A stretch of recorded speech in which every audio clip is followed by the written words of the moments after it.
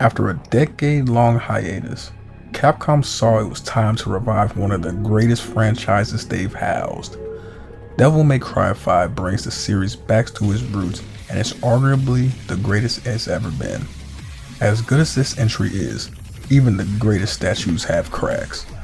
I'm Saggi, and today I'm going over the worst parts of DMC 5.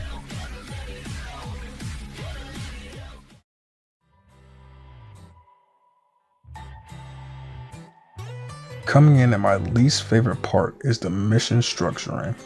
I didn't like it in DMC 4, where they abruptly drop you into the hands of Dante, and I don't like it here, where there's an additional character involved. You'll be beating ass with Nero and starting to feel him, and all of a sudden you're plopped into the seat of V for 3 missions. You constantly flip-flop between characters, which feels choppy at best and a hindrance at worst. The story wants to lead us through different time periods via 3 different characters, when it would have been better for the story to separate them all together, or at least give the player the ability to play as whoever, whenever. I know I'm not the biggest fan of V, but some people don't like Dante and Nero, so forcing it on the player isn't necessarily appreciated.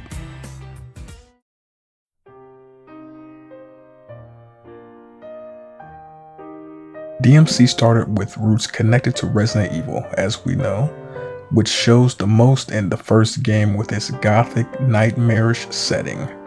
However, as the series progressed, it became less about a cohesive action survival title to being a centerpiece for action similar to its Resident Evil counterpart. DMC 3 hangs on to this idea, but it dissolves from then after. The setting is similar to RE3 Remake, where you feel like you're about to explore the city, but then it's quickly established that you'll just be bouncing around locations and time itself. You'll get to see cool scenery like a library, a few rooftops, and most importantly, remarkably similar corridors that pose as the climb off the tree exploration. This is a tower similar to the Timonigrue, but without any of what makes it interesting to explore.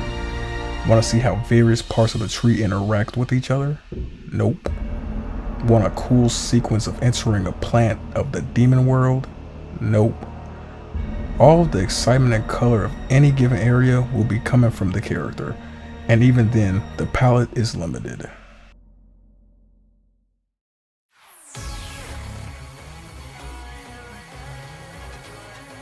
I'm sure you've heard of quality over quantity, or too much of a good thing can be bad. Well, this game does suffer from exactly that, maybe even more than DMC 4.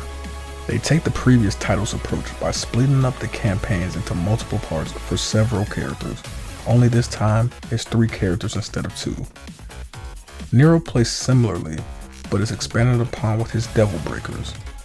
Dante still has his styles, but can now have a custom loadout for weapons. But then there's V.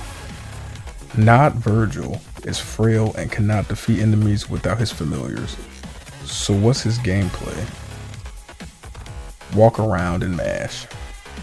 He's a great example of a hit or miss due to how different his game plan is. But his greatest flaw has to be his execution. I understand that you constantly mash buttons in these games, but V can even put DMC 2 mashing to shame.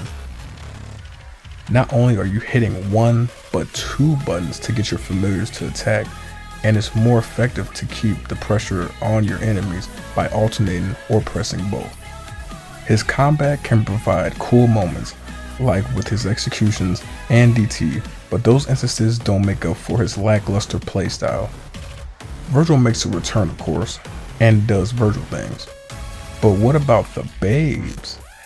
DMC 4 Special Edition gave us Virgil, Lady, and Trish, but this one could only give us a third of the group.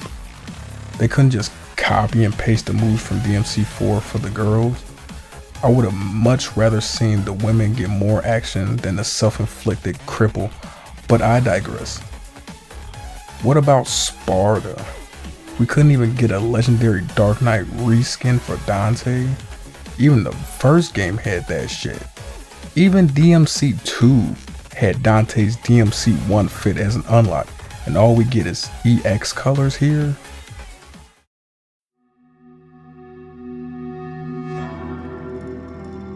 This is the 5th titled game of DMC, and there's more or less the same content available that was available in DMC 2. Multiple characters? Check. Multiple difficulties? Check. Bloody Palace? Check. And that's about it. Co-op was marketed for the game, but ended up being glorified cutscenes that you watch from afar. We get to see the Sparta household, but again, no Sparta.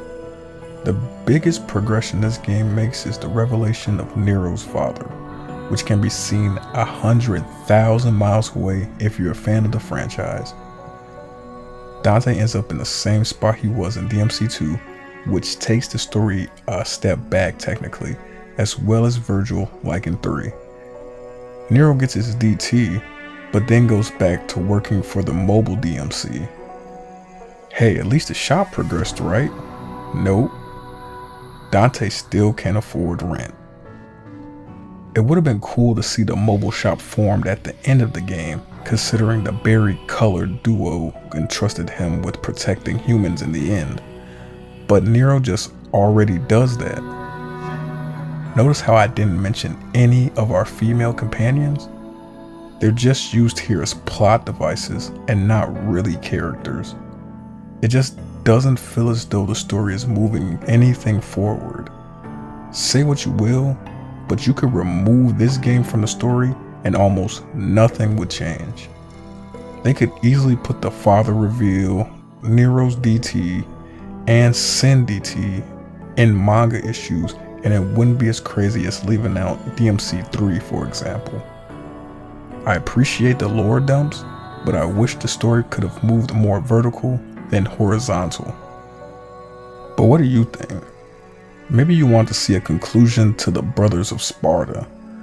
Maybe you want to see real angels make their debut. Let me know below. Like, subscribe, comment, share. I'm Saggi, and I'm also out.